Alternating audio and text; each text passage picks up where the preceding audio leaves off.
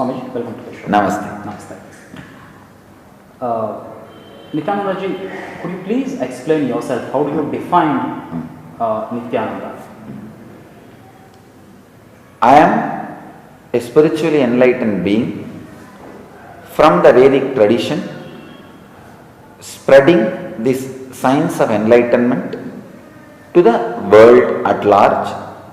Now took up the new responsibility of Madurai Adinam. That's it. That's it. You are a Swamiji or a healer or a Dharma Pracharaka. Now I have taken up this responsibility of Swamiji of Madurai Adinam. Earlier I was taking the responsibility of sharing this enlightenment science with the world, and I am known for healing also. Okay, the distance healing you mean to say. Distance and spiritual healing and everything. So you are a doctor? No, I am not a doctor in the regular sense. I help people to come out of psychosomatic disorders. See, I will not be able to heal if there is a bone fracture, which is physical. When I had a fracture, I myself went to hospital and I had surgery done on my own hand. I can heal only psychosomatic disorders, the diseases which comes from the root of the mind, like a blood pressure, diabetes, heart problems, cancers, which comes from the root of the mind. Only those diseases I can heal. I have read that at the age of 12, you had that manifestation of God. What was the experience that you went through at the age of 12? I was taught a simple meditation by Ramana Maharishi's disciple, one Annamalai Swamigal. He used to tell, find out who we are. That I, that idea, from where it is coming. So I was very casually meditating, very free way I was contemplating. At the age of 12, one evening, I was sitting at the foot of Arunachala hill. I am born and brought up in Tiruvannamalai, Arunachala. So I was sitting at the feet of the Arunachala hill.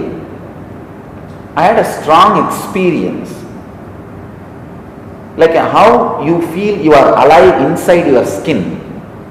With that same intensity, I was able to feel I am alive outside my skin also.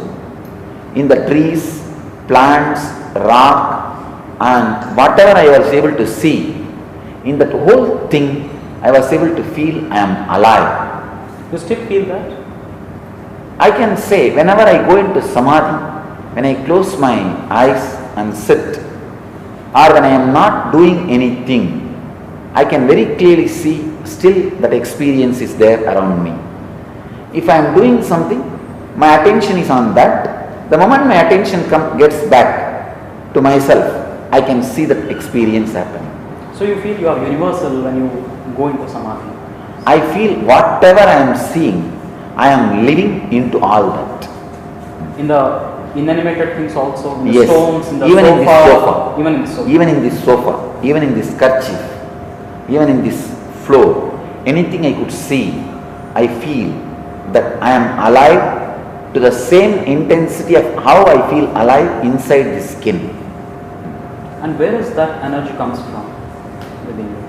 I can say it is from the cosmic energy. You can call Devi, Parashakti, Shiva, and Brahmanda, God, whatever word we want, we can use. Rama, Krishna, any word we can use. All I will try to use is ultimate source.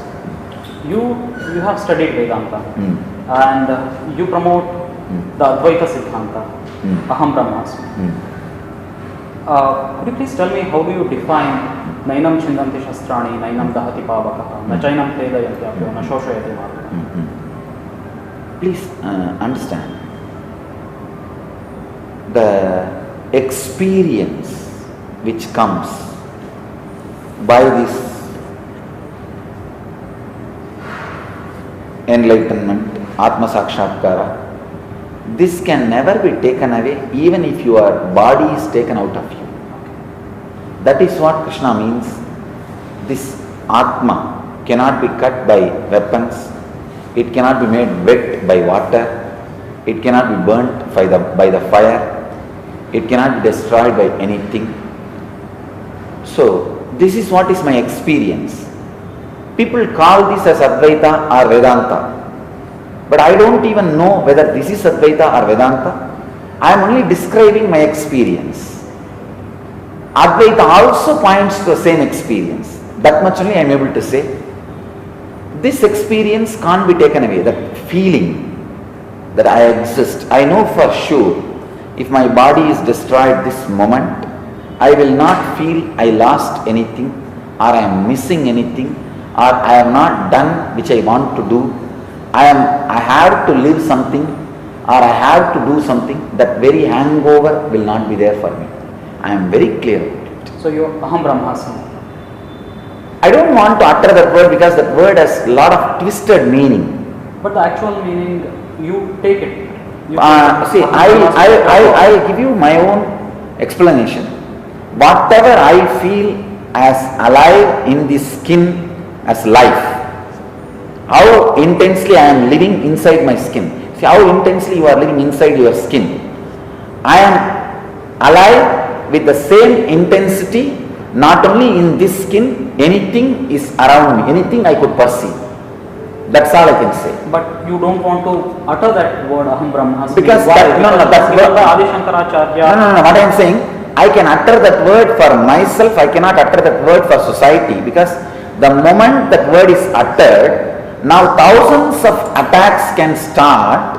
Like, oh, do you mean to claim you are God? Do you mean to claim you are this? Do you mean to claim you are that? So all those unnecessary arguments and unnecessary ideas loaded onto it. To avoid that, I can say Aham Brahmasmi is my expression and experience from inside, but that cannot be claimed to society. So now can we come to the conclusion that you are against Vaishnavism, where the Jivatma and Paramatma are two different things? No. I am not against Vaishnavism. Each philosophy helps to certain type of seekers, certain type of mind setup at certain level. Many times Vaishnavism helped me to learn about Bhakti, to the Vaishnavite saints, how they melt. That melting heart is something extraordinary. You can see as a unique contribution to by the Vaishnavite saints. That feeling connection. So actually, recently after my coronation of this mutt is Shaivite mutt, I visited one of the Vishnu temple nearby. This created a controversy. Some people have started abusing me using that. How can you visit the Vishnu temple and all that? But I tell you, lot of things, beautiful things have been added into my life by the Vaishnavite tradition saints. Lot of devotion I learned, melting with the heart I learned from the Vaishnavite tradition masters. But you believe that God somewhere, God or a small part of God, he or she stays in your heart, in your body, somewhere. I can say, whatever we call as ultimate God surely resides inside my body also, and in the whole cosmos, and in everybody's body also. In everybody's body, with everything which I can perceive. But do you think that Jivatma and Paramatma are two different things or are the same things? Please understand, in the beginning level, when you start developing right understanding about yourself, at those moments you can say the individual being is separate from the cosmic being. But when you have developed a right understanding about yourself, that time yourself and the cosmic self are not two different things. So you mean to say that you put on the measuring rod, first you put Vaishnavism, and on the above that you put Shaivism. I don't want to categorize this but way. That's what you mean. No, but what I am saying, I don't want to say whole Vaishnavism is completely duality. Okay. Because even the Krishna Bhaktas, they felt one with Krishna. There are many Vaishnava devotees who felt one with Vishnu. And there are many Shaiva devotees who always felt Shiva is great and they are individual, they are separate. So I don't want to equate Shaivism to Advaita and Vaishnavism to Dvaita. In each tradition, there are different levels of devotees felt Dvaita Visishtadvaita and Advaita, both. So as far as I am concerned, I only feel all the three complement each other. They don't compete each other. Okay. All the three are complementary to each other. Complementing to each other. They don't compete with each other.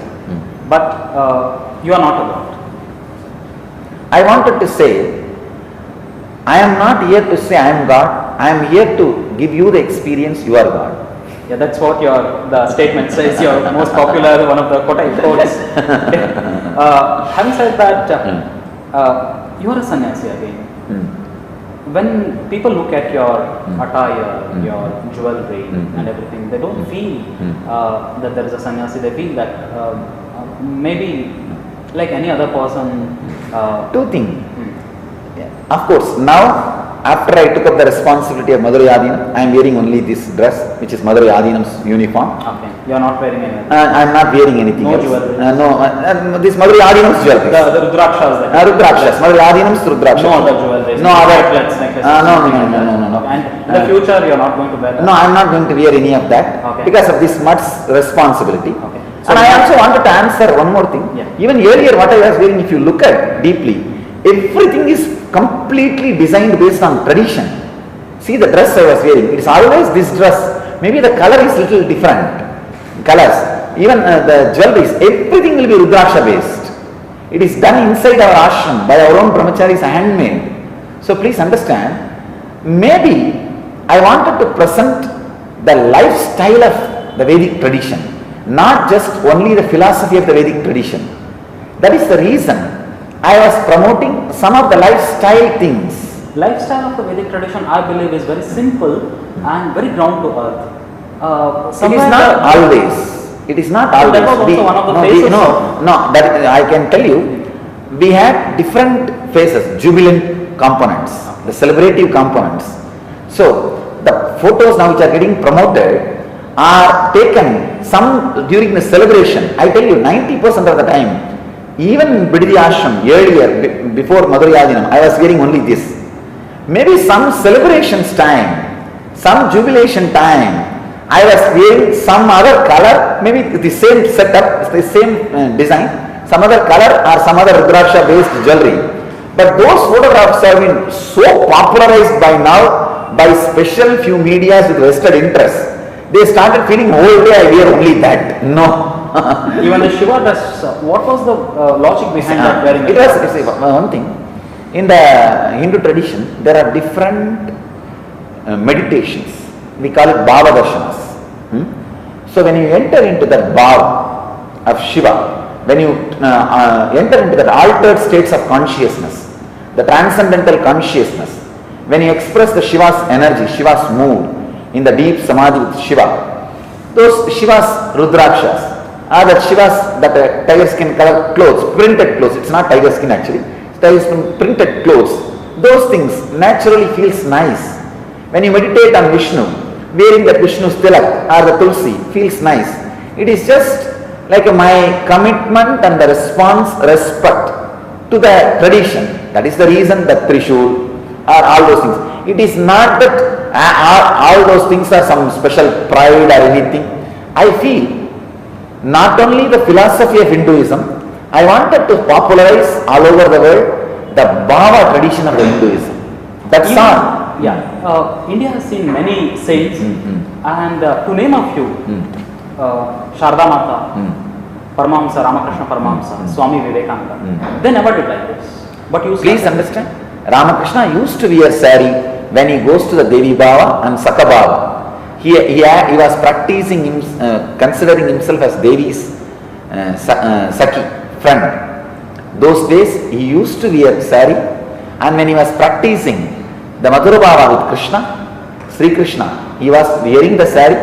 It is not that he was not wearing. Read his biography. It says very clearly, he used to wear sari, jewels, he used to go into that bhava, he used to express different bhavas. Swami Vivekananda, what about him? Maybe Swami Vivekananda did not express, but Ramakrishna expressed. One Jnananandagiri Swamigal in near Tiruvannamalai, he was there. During Navaratri days, he used to wear sari and sit like Meenakshi. So many great saints have expressed. One Ambaji, Swamiji who was in Gujarat, he used to, a great saint, he used to wear sari and express. and many of the Nada sadhus wear complete Shiva's attire and express the truth, Shivoham, Shivoham. So whatever I did, nothing new to Hinduism. So it is, see, it is portrayed as if it is new to Hinduism.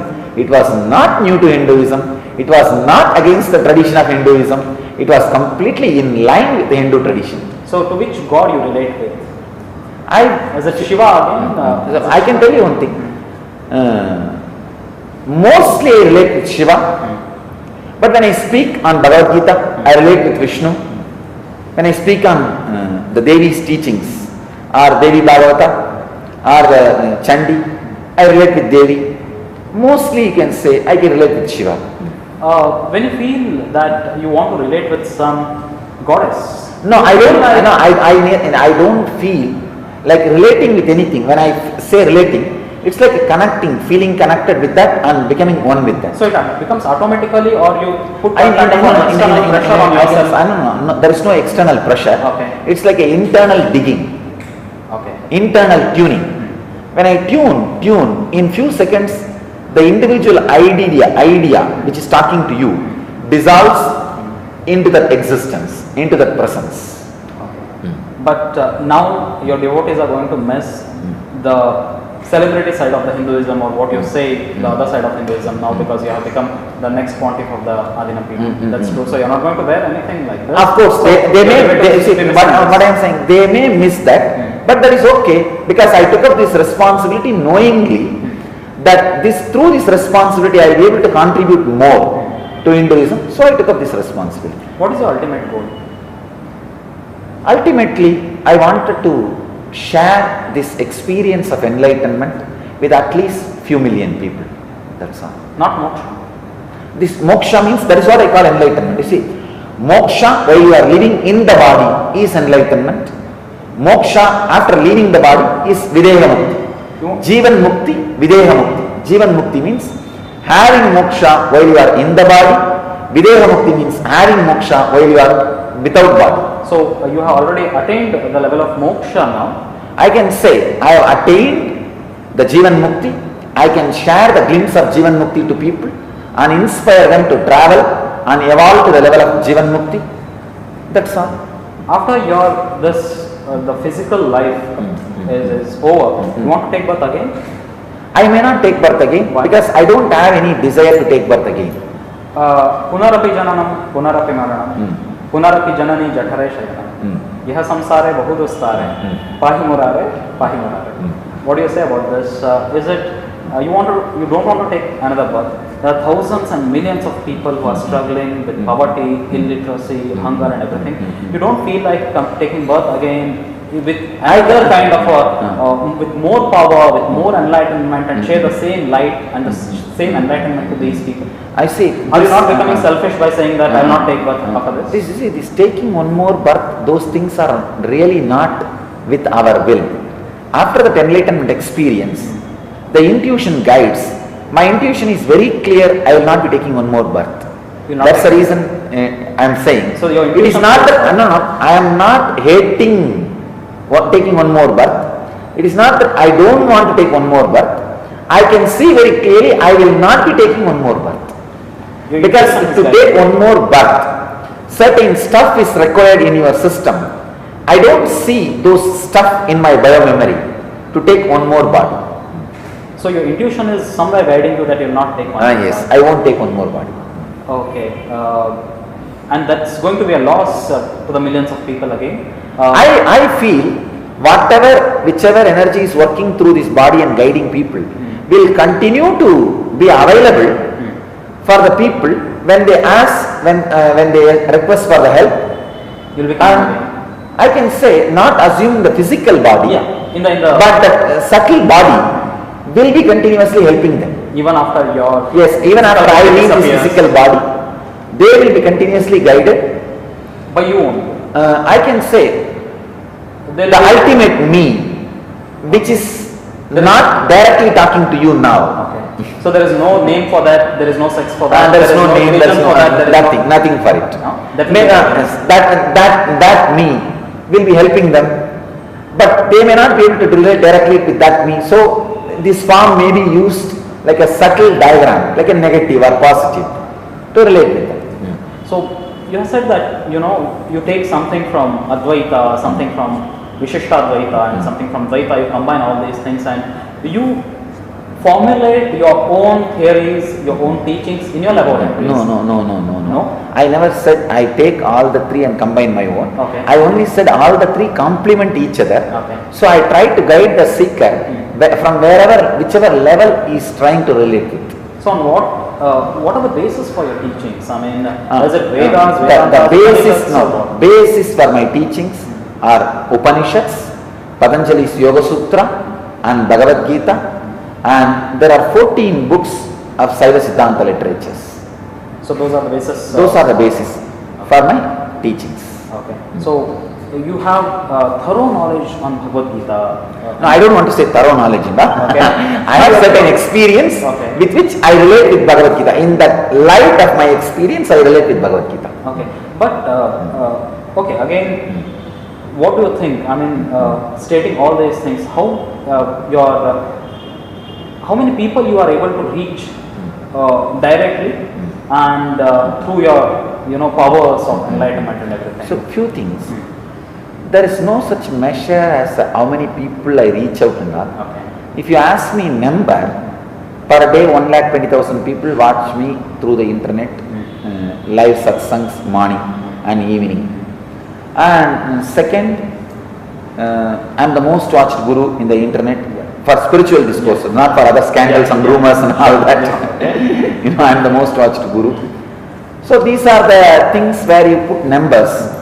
But there are many things which has no numbers. Continuously thousands of people come for healing here. Whoever comes, they receive food. Based on the number of people eat, we come to the conclusion, in ordinary days, weekdays it is 2,500, weekends it is 3,500. But these are the numbers who come for darshan, healing, temple darshan, all put together. So I can't say all these people are my disciples or my devotees. Some people maybe even out of poverty will come to eat. Okay. So those numbers I am not able to be very clear. Okay. And you said that you heal the diseases which are the root. I mean, the mind is the root cause of all these diseases. How do you heal that? How do you heal that? See, you actually go into samadhi level and then heal that, or like this only? That's right. I get into that samadhi state, tune into that samadhi state.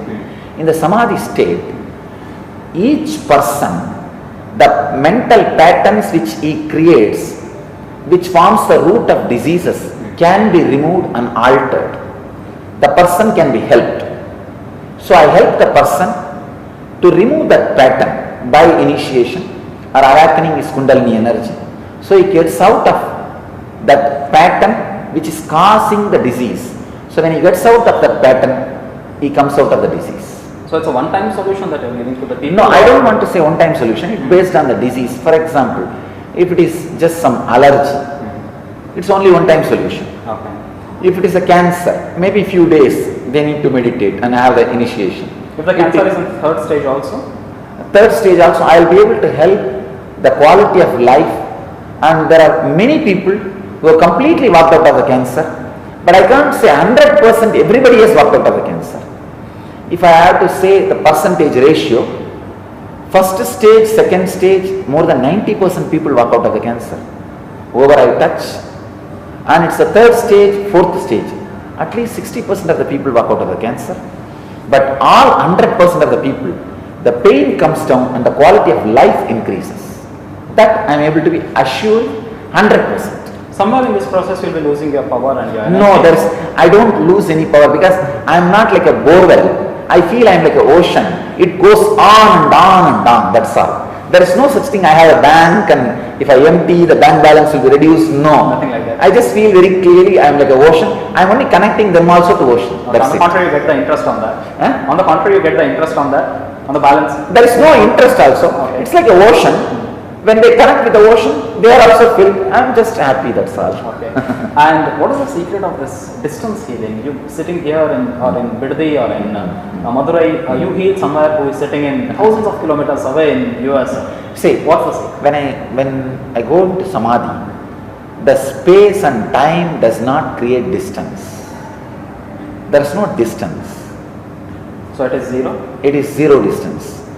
It is just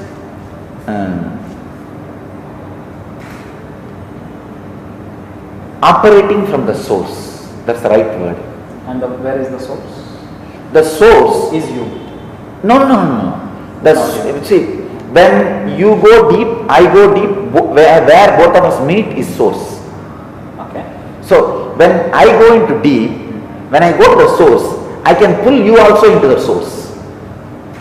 Because always all of us like the source. What if I'm not?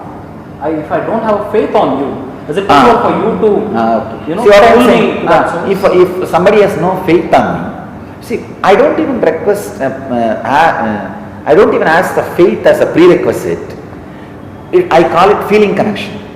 If you have a feeling connection, it's easy for me to pull you also into the source. Okay. If you don't have that, I give you the intellectual solutions, like these ideas, please understand these ideas, do this pranayama, do this kriya. So those things, when you start doing, you see certain developments and help in your system. That creates the feeling connection. Then immediately you are drawn and healed. So what is the difference between you and Benny Hinn? I don't know much about Benny Hinn, and so I have no comments. He also calls the people on the stage. He also cures. He also promotes distance healing.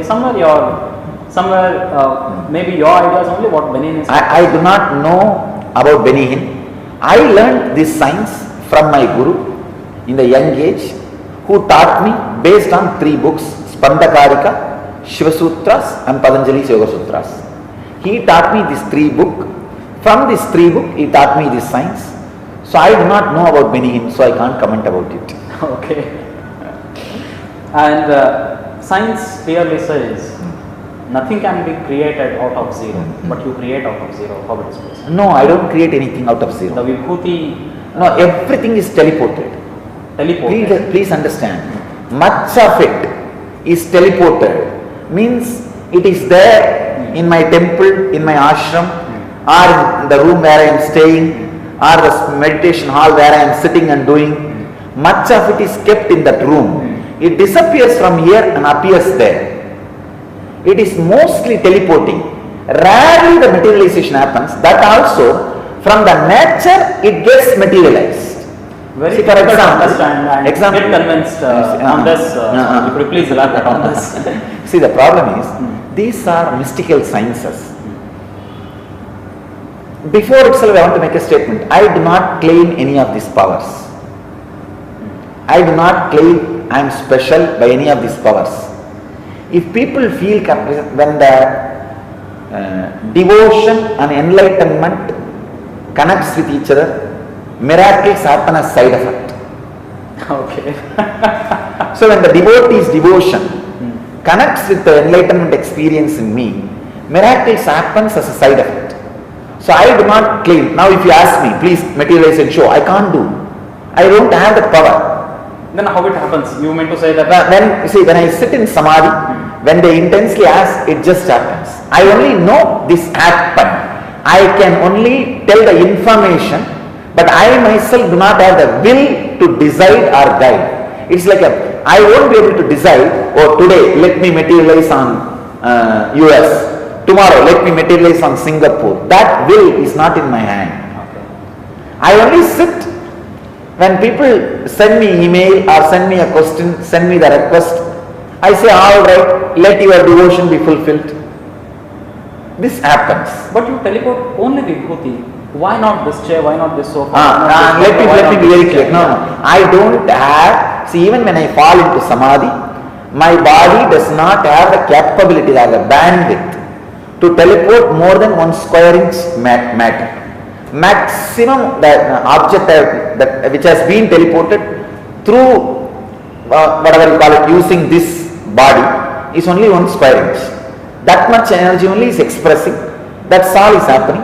I neither bothered about this energy expressing, nor felt greedy to express a little more, or felt it is a load on me. But that's your limit, you mean to say? I will tell you one thing very clearly. 3-4 years before and all, it was not even happening like this regularly. Okay. Now it has started happening. I can say that in 2009, it slowly started happening. 2010 it has gone a little higher, and 2012 it has gone a little more. And I am not even feeling greedy about it. I am not bothered about it. I can very categorically say, as you said that, do you feel this is your limit? I can very clearly say this is what is my limit. What can I expect from Nityananda Swamiji in 2020? No, I don't know. That is the truth. To tell you honestly, I don't have an idea. I feel that as you see from 2006, 2009, 2010, and 2012, I can tell you exactly as it is happening in me. See, more and more when I fall into that samadhi, my nervous system is getting the capacity to handle the higher currents, the higher possibilities. When the capacity is growing, the higher powers are expressing. That's all I am able to do. So I am not able to be very clear that what kind of possibilities are going to express through me. In Sanskrit we have a very beautiful word, samyama. Discovering your extraordinary possibilities and capabilities by you diving into yourself is samyama. I can say that different kinds of samyamas are continuously happening in my system. That's it. Okay. And just like you are all exploring, I am also exploring myself and enjoying myself. I don't take myself for granted.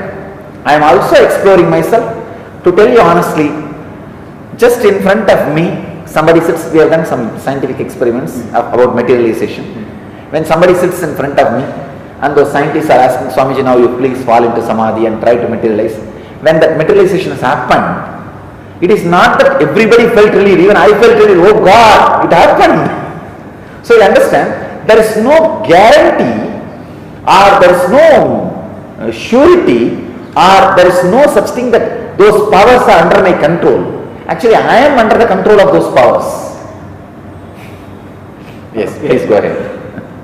Having achieved all this, the metaphysical powers, the spiritual powers and everything, why do you think these all cases, these all chaos, these all melee and everything is happening?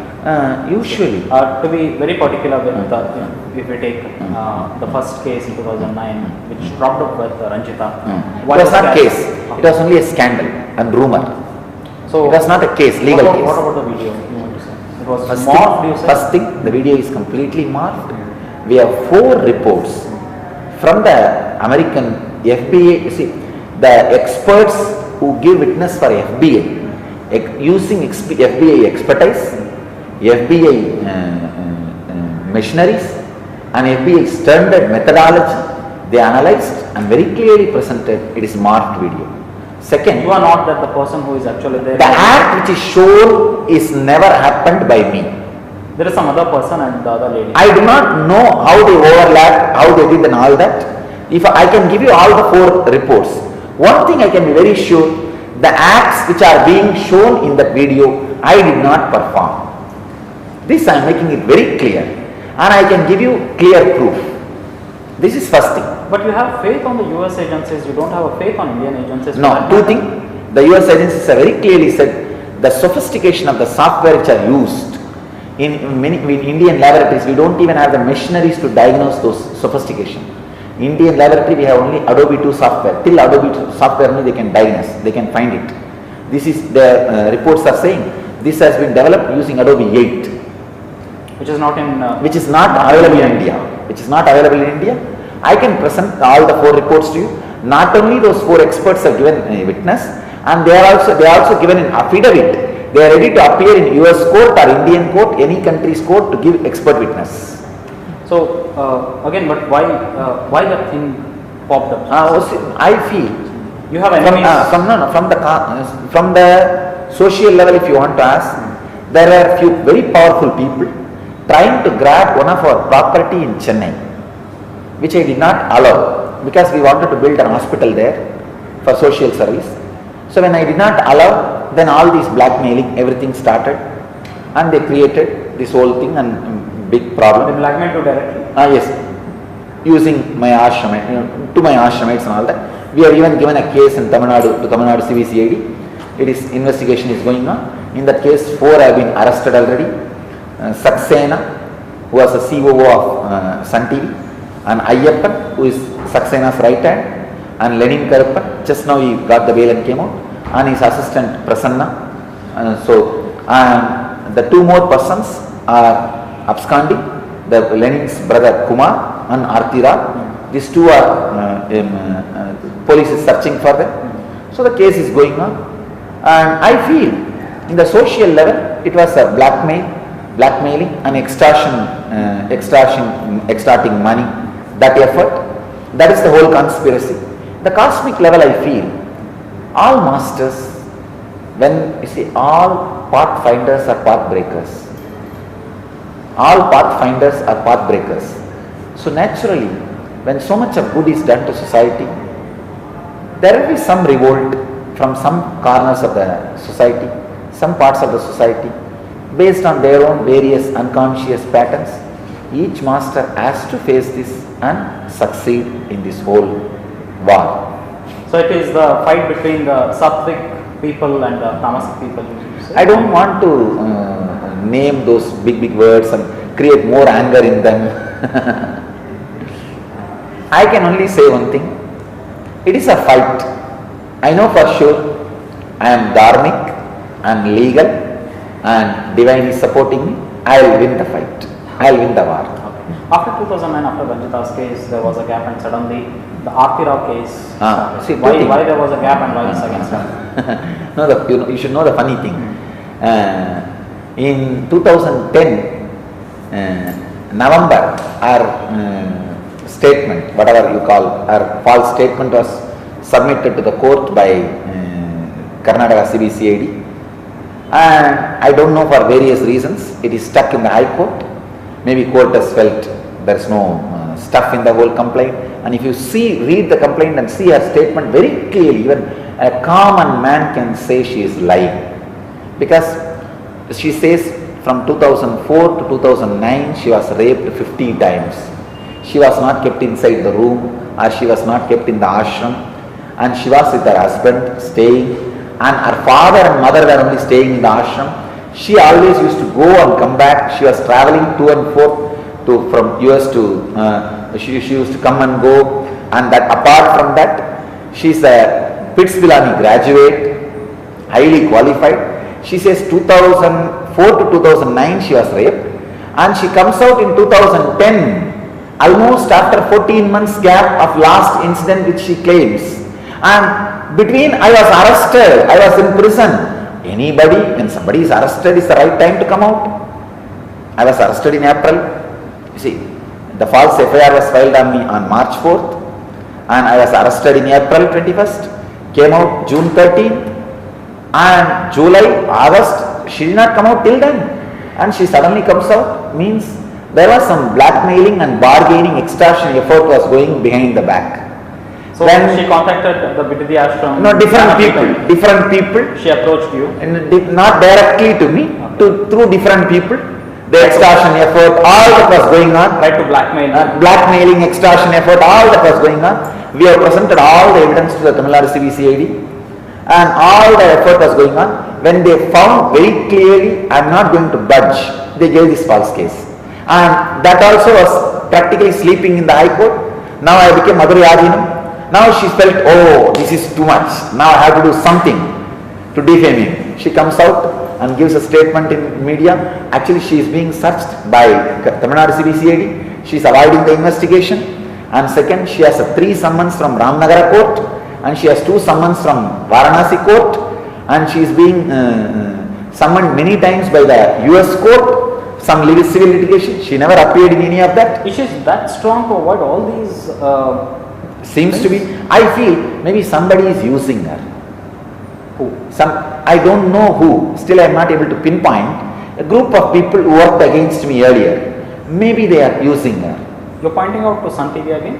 I don't want to point out to Sun TV this time. This time I can say there are some people who are fighting some civil litigations with me to grab our properties in US and in India.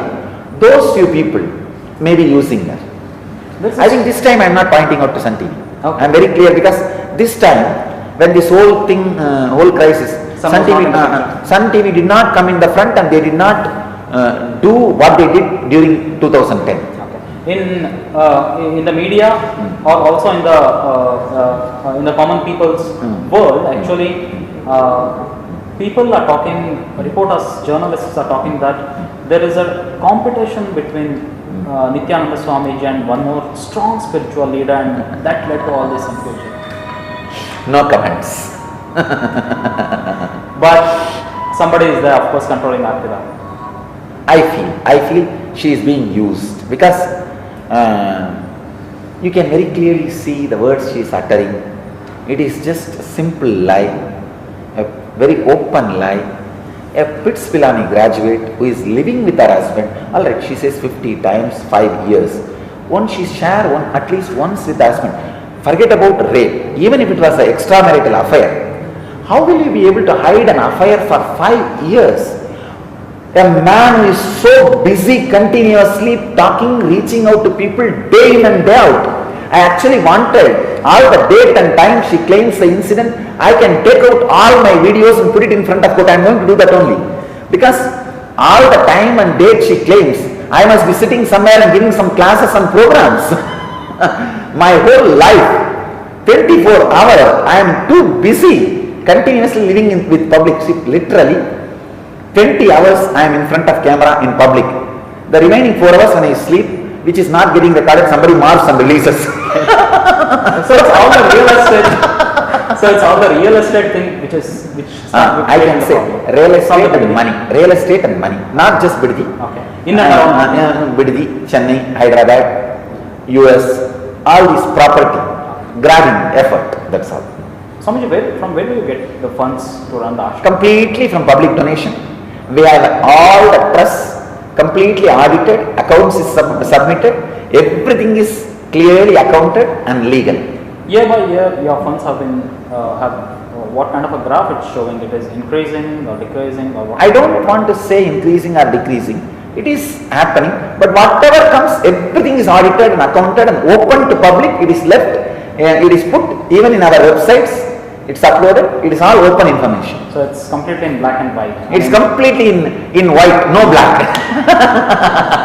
Okay. Including this ring and this mala, everything is white. And but there's something. I mean, the real estate actually started the entire problem. I can say real estate and money. And the foreign funds, you mean to say the money when it comes, because earlier the foreign funds used to go to one particular ashram in Bangalore, which was very powerful. But after Bidadi Dhanapeetham started, actually the foreign funds, including the major foreign funds, started diverted. They got diverted to the Dhanapeetham. No comments about it. See, there is enough of foreign funds for everybody to do social service. There is no such thing as somebody's, I need to get into somebody's market or somebody's income. No. There is a blue ocean in front of us. I don't feel anybody as my competitor. I also request others to not to feel myself as competitor. You also live, do the social work. Let me also do my social work. That's all is my request. So no competition with anybody. I don't feel anybody is my competitor. But somebody feels that he is your competitor. I do not know about it. Okay. But why you need 22 acres and 32 gunta to run that? That is what is donated. I did not buy. You see the whole thing. The devotee has donated. So I am running it, that's all. And there is a controversy about the land also, that the no, land there is no controversy. That was only you were allowed to construct for use only 2 acres and the rest all was supposed to be used for some other purpose. And you used the entire 22 acres and 32 acres. Please visit the ashram. All the 22 acres, some 22 acres and little that land is given, less than 23 land is given. We have converted 2.5 acres, converted land. All buildings are inside the 2.5 acres. The remaining place is beautiful. Garden is getting developed. You can go and see. We have 5,000 Siddha herbal plants. The beautiful Siddha nursery is getting created. Beautiful Ayurvedic nursery is getting created. The whole remaining place is getting developed only as a beautiful garden. That's it. So we have not changed any purpose and did anything illegal. You can see whole thing. That is why even when the government tried to order for the demolition, final report came, not even one building can be demolished because every building plan is approved, tax is paid, even by the local panchayat. Not only conversion has happened, The last building is approved even by the local panchayat with a clear plan. So no building can be demolished. Everything is done legally. But why it is necessary, why you advise or why you force the devotees to sign to particular, a kind of a MOU when they come to the ashram and want to, It is, I wanted to make it very clear. I neither recommend nor force any MOU to be signed. The MOU which was released to the media by some vested interest sources, you will not find anywhere my signature. They have created somebody else's signature, and you see, in my ashram, all the trusts, I am the managing trustee. In all the accounts, in everything, even if you receive 10 rupee check, you will see my signature. Samaya TV posts many of my satsangs, discourses, the slot payments are given. See all the payment, every single check, only my signature will be there. So you don't have any kind of agreement with anybody? No, it is a complete false thing created, forged and promoted by somebody's signature who does not even know English. That is what now we are bringing it to court. It is completely forged. It's a document forged, we will prove it in the court. Okay, and you said real estate and money this time? Yes. Not, of course, there was no Sun TV, there was no picture of Sun TV At this time Sun TV was not involved, okay. But there are some other people who trying to grab our property were involved. Okay, and in this particular, the latest where there was a press conference, called for a press conference to give clarification on Aarti's issue, suddenly a reporter from one particular media comes up and tries to give you a summons. It is not summon, okay. I wanted to clarify, it is an illegal lawyer notice. It is not court summon, lawyer notice, even that should be given as per the Hague Convention by legal representative. All I said, all of your media persons were there. It was going live in many channels. I told very clearly, please do only media work here. It's a press meet. Do not do legal representative work here. If you are media person, please be here. Otherwise, please leave the hall. I used the word very clearly, please. It was never an arrogant or abusal. We have never manhandled him or physically hurt him. He went and gave a false complaint that I physically hurt him. I ordered my people to kick him out. It was not true. And with the false complaint, I don't know who has given false information or influenced, gave wrong briefing, false briefing to CM. He also ordered for the arrest. Because he ordered, naturally I went and surrendered in front of the court. Court has said they will take the bail application next day. Usually when somebody surrenders in the court, they are not arrested. But the moment I came out, I was arrested illegally. And again next day produced in front of court. The court gave bail. It's all bailable offence. So the moment I came out of the court after getting bail, again I was arrested illegally, saying that some section. Then again I was kept in the judicial custody. Next day I was presented. I got the bail and came out. Now we have filed the cases in the High Court, petitions. In the two cases, one is already stayed. Next one they have given the explanation or notice to the other party. I know for sure, I trust judiciary, I will win. Okay, and in this, there was a media trial conducted. Sure. Do you agree on that? Sure, there was a media trial conducted on me. Okay, and there was one particular media which was very behind you, against you. Yes, Suvarna channel, yes. Suvarna TV was completely against me. I do not know, maybe the caste politics or the Tamil Kannada, the linguistic politics. I do not know the reason, but they went on airing for 150 hours these lies continuously. As media persons, you all know, they cast all media ethics. Why this happened? I am not able to pinpoint the reason. I only suspect maybe the caste. I am a non-Brahmin, and the language. That is what they created actually, the Tamil Kannada issue. I wanted to tell people of Karnataka, I love Karnataka people. I never spoke or did anything against the interests of Karnataka. Even in the Kaveri issue, I only tried to bring peace and I tried to only bridge Karnataka people and the people of Tamil Nadu. I wanted to request all the Kannada organizations and pro-Kannada Karnataka organizations, please understand, you are being instigated, given false news, wrong information. Somebody is using you to fight against me, to do protest against me, I request you, allow me to continue my peaceful spiritual and social services to Karnataka. So it was a pro-Brahmin, anti-Dalit I can say. That is the way they created, and they made it into anti-Tamil. So it started from anti-Dalit to the anti-Tamil. Anti-Tamil. So it got converted. It got converted into that. Okay, and do you suspect anyone? Again, it's only the Suvarna channel or one particular media, or is there any person behind that? I see in front I can see only Swarna, but I surely know there are few more people behind. They are very powerful people. I will not be able to name them unless I have evidence. Okay. Even last time, I took 1 year to collect enough evidence before I named Sun TV. So you are collecting evidence? Yes, now I am again collecting the evidences. One day surely I will name and present the whole thing in front of the legal authorities and judiciary. Okay, and now again, that particular channel again showed one particular footage where you're actually, it is the it's the Antya Samskara of your father, and you are putting your leg on the head of your father and you are dancing there and everything. What was that? What was that? Is it morphed again or is it a video? One thing. In Lingayat tradition, the Guru's feet is kept near the head of the dead body, and the Pada Abhishekam is done. Then the body was cremated. It's a tradition, and my mother, my father, all of them accepted me as a Guru. My father is my initiated disciple. Okay.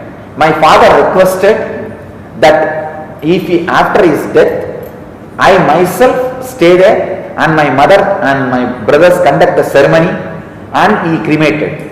So I only fulfilled his last wishes, but even in that there were some alterations and editing done. So morphed again the same video? There were, I can say, there were some alterations and editing done. I don't think they were added, but they altered and removed some of the ritualistic parts. Okay. See, those parts like Yajna is being done, the Pada Puja, Abhishekam is being done, my mother doing the ritual, my brothers doing the ritual, all those was cut out and edited. Only and my family, the rituals were yes, that part they added, so it naturally misrepresented. And not only that, my father took a promise from me, none of us will cry when he dies. He said, I am so fulfilled, I gave birth to you. So I should be given a celebrative farewell. Those things are okay, but even in that there was a misrepresentation and manipulation, and especially removing the music and the chantings from the behind, all those completely misrepresents. What's the importance and significance of sex in the world or in this world? You see, in the world, when somebody wants to create their body like their bodies, sex is important. But if somebody wants to create likeness of their minds, sex is not required. Parents create likeness of their bodies, gurus create likeness of their minds. And there were also allegations that you teach tantric sex. No, I never teach any of myself or any of my representatives or my organization does not teach or promote tantric sex. But again, it's the part and parcel of Hinduism. You have temples. See, what I am saying,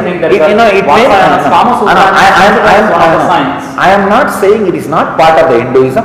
I am not teaching that component of Hinduism. That's all. It's more celebrative, it's more attractive, it gathers the attention of the people, and through sex, actually many gurus have taught metaphysics, adhyatma to the people. I know. Many gurus have taught. I have decided not to. That's all. So it's your choice that. My choice. Okay. I have decided not to. Okay. So there is nothing called as tantric sex. No, there is nothing related to tantric sex goes on in any of my ashrams or campuses or my programs. But have you studied sex as a science? No, I have not studied as a science. I have read many of the yogic literatures where the subject is also presented to for yoga as yogic thing, but I neither practiced nor preached. So you have not read Saundarya Lahari for that? No, I have read Saundarya Lahari. You have read Saundarya Lahari? Surely, I have read Saundarya Lahari, because in Saundarya Lahari, the Adi Shankara sings about this monastery's founder. This monastery's reviver, Trinyana Sambandha, was sung, praised at the 75th verse by Adi Shankara as Dravida Shishu. Trinyana Sambandar is noted as Dravida Shishu. I read Sundarilali. Okay. And there's for every mutt there is a Uttaradhikari. For Dhyanapeetham, you are not. Is there anyone? After all, I am young. And of course, you will be there after even after your physical body disappears. That's true. So I have decided very clearly. Nityananda Dhyanapeetham will not have any Uttaradhikari. We'll have a group of sannyasis running the organization, doing its spiritual activities after I leave the body. You don't feel anyone deserve for that post? No, not that way. I have created the organization only for this purpose. Let it serve that purpose and let the people carry on that process, activity. That's it. Okay, what about the court battle next? You will fight the court battle and... Sure, I will fight the court battle. I trust Indian judiciary. I trust God. I will win. We will win the court battle. Okay. What about, apart from the court battle, if the same things pop up and everything, if this confusion and chaos goes on, how will you tackle this issue? I think now, by handling these two crises, I have learnt. So, I feel God has given me enough energy and intelligence to handle it and tackle it and win. Do you see more such things? No, I don't see more such things. No, I don't see more such things. And if at all come, you are very much... I am very clear we will handle it. Okay. Yeah. Thanks for your wonderful time and precious time. Yeah, thanks. Thank you.